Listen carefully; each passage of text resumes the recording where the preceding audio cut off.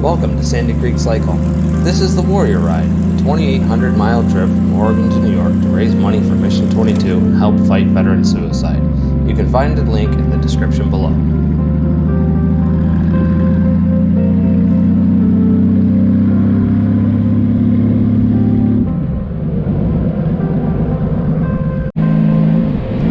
Day 1 starts off from Redmond, Oregon. I set off at about 6 a.m. Pacific time. It was nice to get most of the miles in before noon because it felt like the miles were just flying by. I could have stopped for the day before it got too hot, but in the mountains, this didn't become a problem. It started off on Route 97 out of Redmond. This is the main road through central Oregon and is a surprising amount of 2 lanes. With the number of trucks on it, it's pretty surprising they haven't increased it to 4. 97 also goes straight through the heart of the towns along the way and slows down considerably. This was my first major road trip. Previously, I had driven 250 to 300 miles in a day to see the sights, have frequent stops, and return home at the end. Obviously well short of the 2,800 miles over 4 days this would take. I was also getting used to the recording gear. My GoPro decided it wanted no part in the external microphone. If you listen closely, you can hear the GoPro faintly picking up some of the things I said over the sounds of the wind in the engine. Lesson learned, I guess. There is a tricky part of 97 in Madras that jumps off to the right, and if you aren't careful, you're sure to miss it.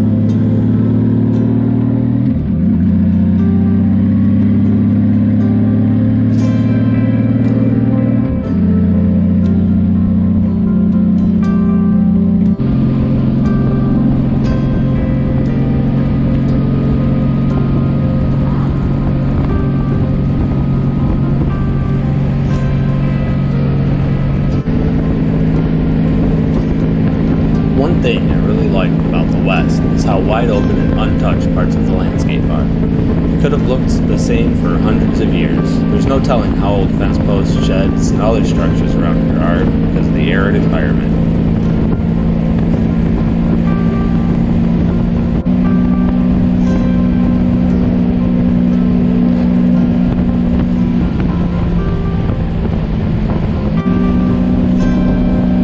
The morning temperature in Oregon's high desert was in the mid to upper 40s. It was a bit chilly in the morning, but with the sun shining and the clear skies, it wasn't too bad. The high in Montana that day was about 72, so I never got too uncomfortable wearing all of my safety gear.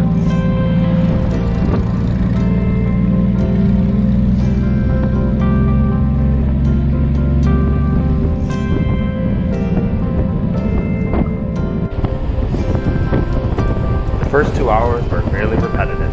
Town, long stretch, town, long stretch. The road meandered through the high desert valley, but you could see a considerable number of high peaks, including Mount Washington, Jefferson, and Hood. Also, I want to mention that the bike hit reserve right after I slowed down for a right-hand turn heading uphill. I rolled on the gas and the bike quit. Great timing, huh?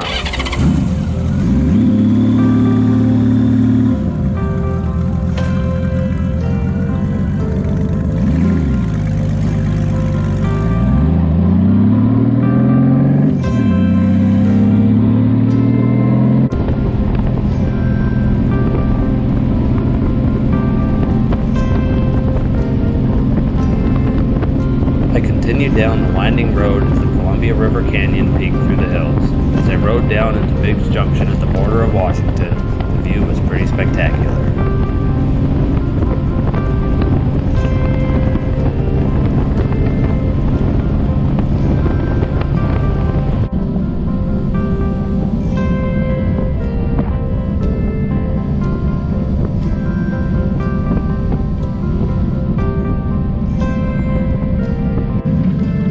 When I arrived at my first gas station, I was reminded that the people of Oregon think they may blow up if they pump their own gas.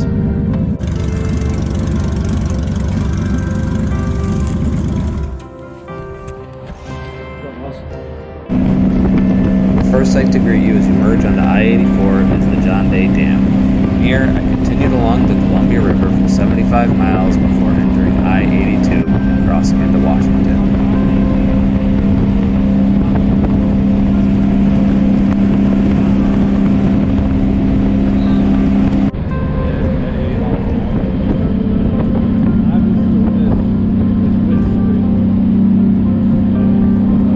short ride on 82, I hopped onto 395 in the town of Kennewick. I crossed the Columbia River one more time before I was off for I-90.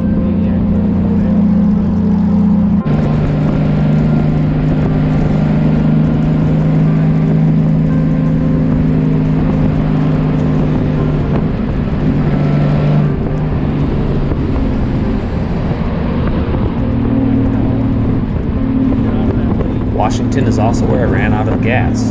Thankfully, I had a 1-gallon tank on the back or I would have had a problem. It was only about a quarter mile from the gas station when I ran out, but it was uphill the whole way, and pushing this bike would have been a chore. The very next tank, I swear I was running on fumes when I found a gas station. Be wary on I-90 in Washington. You'll routinely be going 50 to 70 miles between gas stations.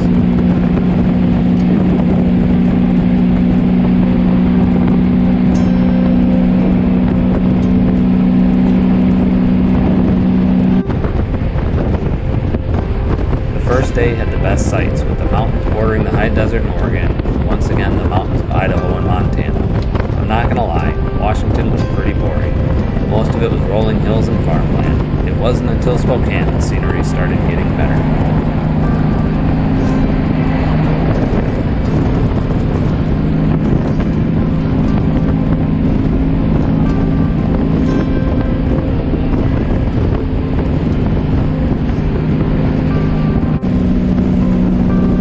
Idaho. Finally, something to see. There's a lake off 90 when you first get in called, I don't know, something French. Coeur d'Alene, maybe?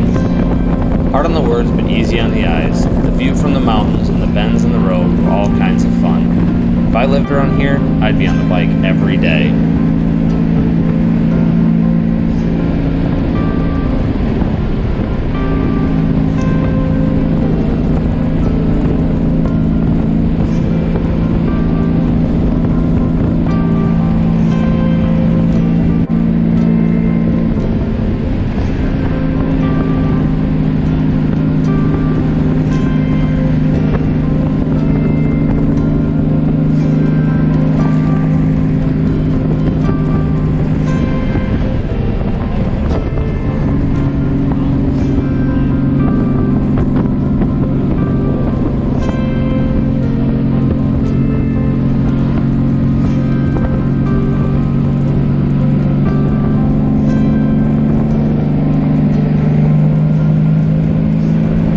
Montana. The views were so great and the roads were so fun, I thought I'd let you enjoy them with me, albeit at a much faster speed.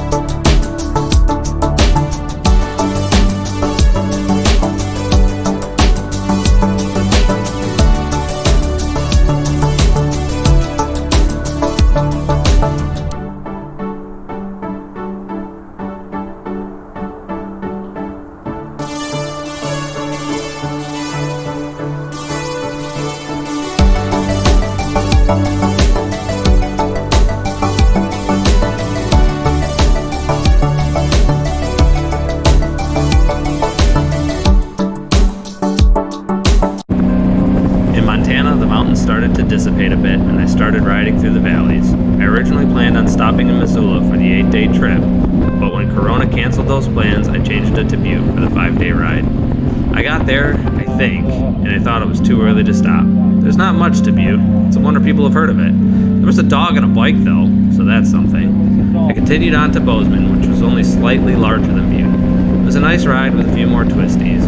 Once I arrived, I decided I had gone far enough. I missed my exit and ended up backtracking through the town center on the way to the hotel. Unfortunately, the battery died at this point, so I couldn't get any more footage.